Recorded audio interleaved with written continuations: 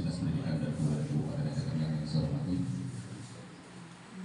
Bapak Ketua KPGS yang saya hormati, Ibu tuan rumah penyelenggara rapat rutin pada hari ini yang saya hormati, rekan-rekan pengawas Muhammad Amin yang saya hormati, dan Bapak Ibu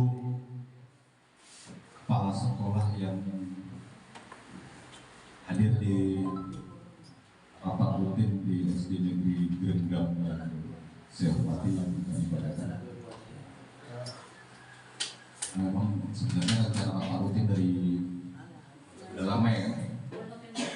Kalau saya bilang maunya kita waktu jalan-jalan BK itu jadi biar sama-sama kepala sekolah tahu menikmati jalan perjuangan untuk sampai desa Grenggam. Kalau sekarang cuma perjuangannya karena nggak tahu di mana tempatnya aja. Jadi ada yang dari sana langsung mau sampai ke Kuala Simpang lagi kan. Pak Lias sama Pak Samsul mau sampai ke Kuala Simpang lagi ya kan. Lurus deh. Pak Amijan pulang. Lurus sampailah ke Kuala Simpang lagi, sampai ke Karangbaru lagi gitu Pak ya. Bapak dan Ibu, anggapannya lah yang ingin kami sampaikan. Banyak-banyak kali udah kita seperti ya kan. Tapi yang jelas ini kita kan Presiden mencanangkan salah satunya adalah semua data digital. Jadi ini memang kayaknya wajib kita sambut dengan aksi gitu ya. Ini kemarin ada surat edaran dari Pak Bupati terkait SKP. Orang sudah kedadap-dadap semua ya kan, malam operatornya malam nggak tidur segala macam itu masuk ke dalam Kepo untuk buat SKP-nya. Harusnya kalau 2021 sudah diupload, berarti kan tinggal 2022. Yang rumit kan di 2021. 2022 kan nggak rumit, aman-aman aja sepertinya, karena di situ nggak ada angka kredit, nggak ada apa ya kan.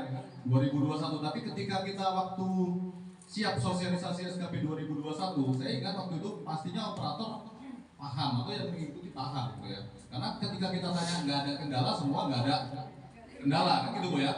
Tapi gitu setahun lagi baru dibuat, kan udah lupa ini. Udah lupa di mana lagi yang apa yang mau dimasukkan, angka mana yang mau dimasukkan. Ya kan udah lupa. Jadi sekarang udah mulai itu ada surat edaran dari Pak Bu, sudah sibuk ya kan. Dan harapannya mudah-mudahan ini terkait data kita itu adalah data menjadi tanggung jawab pribadi. Ini yang paling penting Bapak dan Ibu. Data itu menjadi tanggung jawab pribadi, baik itu data guru maupun data kepala sekolah. Itu adalah tanggung jawab pribadi, bukan tanggung jawab operator sekolah. Jadi jangan itu dibebankan ketika ada masalah yang disalah-salahin, cepat kali nyalahkan operator. Ini kan musibah ini, ya kan? Saya sampaikan dulu kita kemarin ini kita ada 47 orang yang tidak S1 kan. Tidak terdaftar tidak mempunyai ijazah S1 atau terdaftar tidak mempunyai ijazah S1. Tapi Bapak dan Ibu, 47 orang itu kan bukan semuanya tidak memiliki ijazah S1. Yang tidak memiliki ijazah S1 hanya beberapa. Salah satu contoh saya sebutkan ada namanya Pak Amir, Pak Tarmiji. Itu yang tidak memiliki ijazah S1. Sedangkan yang lain ijazah S1-nya ada tapi tidak valid. Ya kenapa?